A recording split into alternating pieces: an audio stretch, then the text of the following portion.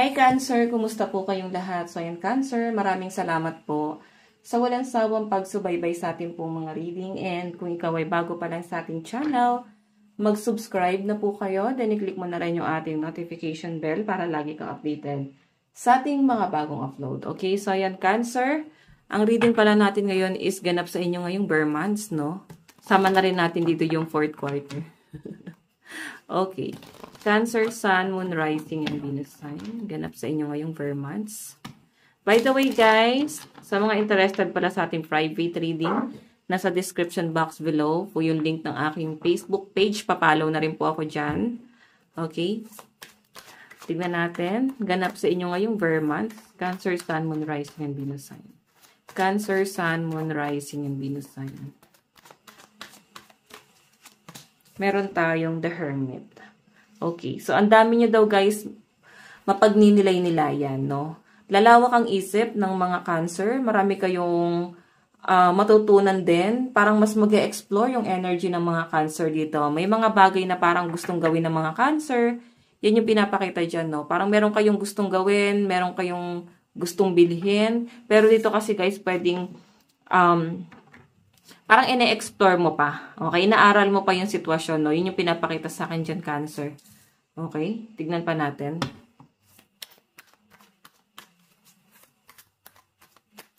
Cancer, Sun, Moon, Rising, and Venus sign.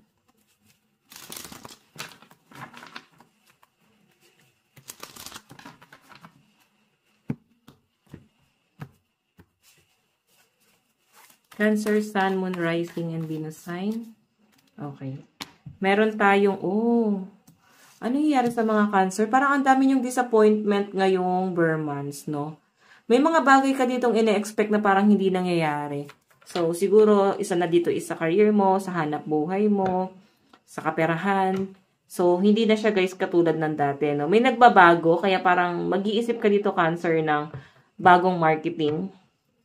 Kung paano mo palalawakin yung, alam mo yon, yung knowledge mo about dito sa pinopursue mo. Ano ba talaga yung forte mo? Kasi may mga disappointment ka dito. Hindi ko naman nakikita sa love life. So, mas nakikita ko sa career and sa financial, no? Tingnan pa natin. Okay. Parang ang laki na ng pinagbago. Hindi na talaga siya, guys, katulad ng dati. Kaya parang may mga disappointment kayo dyan.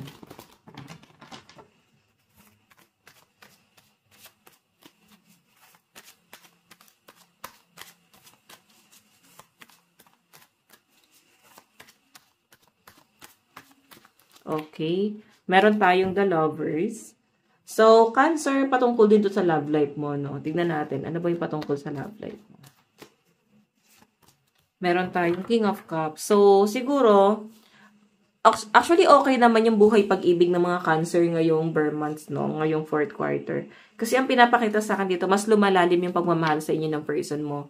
Mas nakikita nyo na para talaga kayo sa isa't isa, ni hindi nyo na, guys, kayang i-let go yung isa't isa. Kasi, mas tumitibay yung relasyon nyo eh. Lalo na ngayon na parang napapanindigan nyo na hindi nyo na kailangan magtago, hindi nyo na kailangan na parang ikaila sa ibang tao kung anong man yung relasyon na meron kayo, no? So, ngayon, pwedeng nailalantad nyo na ipapakita nyo na sa ibang tao kung ano talaga yung pamilyang gusto nyong mabuo ng partner mo. Okay? So, yun yung pinapakita sa akin dito. Kasi dati parang siguro hindi kayo gusto ng pamilya, no?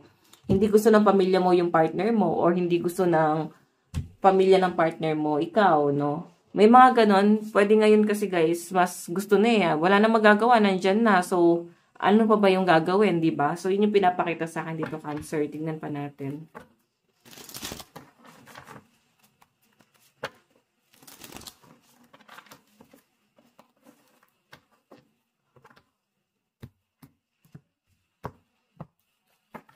Okay, Cancer, Sun, Moon, Rising, and Venus sign. Cancer, Sun, Moon, Rising, and Venus sign.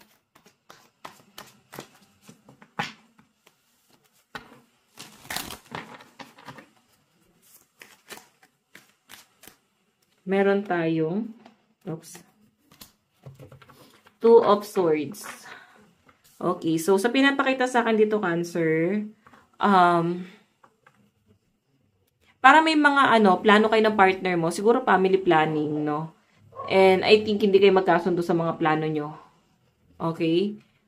Hindi kayo magkasundo kung ano talaga yung dapat nyong gawin pagdating sa pamilya nyo. So, pwede kasi guys na maka-apekto siya sa pamilya nyo. Like, okay na sana eh.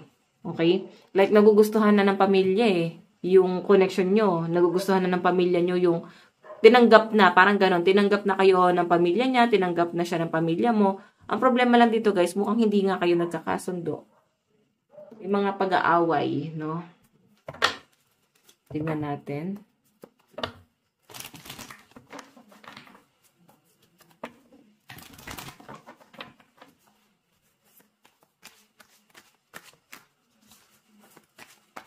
Tingnan natin. Meron tayong okay, Queen of Pentacles. Ayan. So, nakikita ko yung iba sa inyo, pwedeng nakadepende pa rin kayo sa magulang eh. Hindi pa rin nakabukod. Siguro isa yun sa mga nagiging isipin nyo na parang hindi nyo pa makuhang bumukod. Okay. Tignan natin. Meron tayong Ten of Pentacles. Patungkol lahat to sa pamilya, guys. May nakikita kong ari-arian dito. Baka meron kayong ayusin na pamana. May nakikita rin akong travel. Pero guys, mukhang madedelay itong mga biyahe nyo na to. Kung meron kayong plano na mag-travel abroad, mag-cross country, or ano ba, parang pwede mag-out of town lang naman. Pero yun na nga. Since naka-reverse natin nakuha to kanina, may mga delay. Yun po yung pinapakita sa akin dito. Okay, tignan pa natin.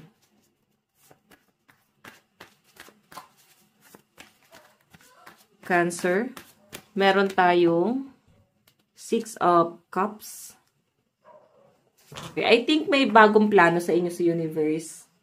Okay? Kung bakit hindi mo nakukuha yung bagay na gusto mo, kung ano talaga yung minamanifest mo. Kasi may ibang plano rito, may ibang offer na paparating sa inyo. Kung sa trabaho to guys, may ibang offer. Yung iba naman dito guys, kung may mga nag-give up na kliyente, so I think may mga bagong client na papasok sa inyo. Kumbaga, i-give up na talaga siya ni universe kasi hindi ka na para dun sa mga dating client. Parang kailangan na siyang mapalitan. Okay? So, tignan natin, Cancer, ang inyong ang inyong advice. Advice po para kay Cancer.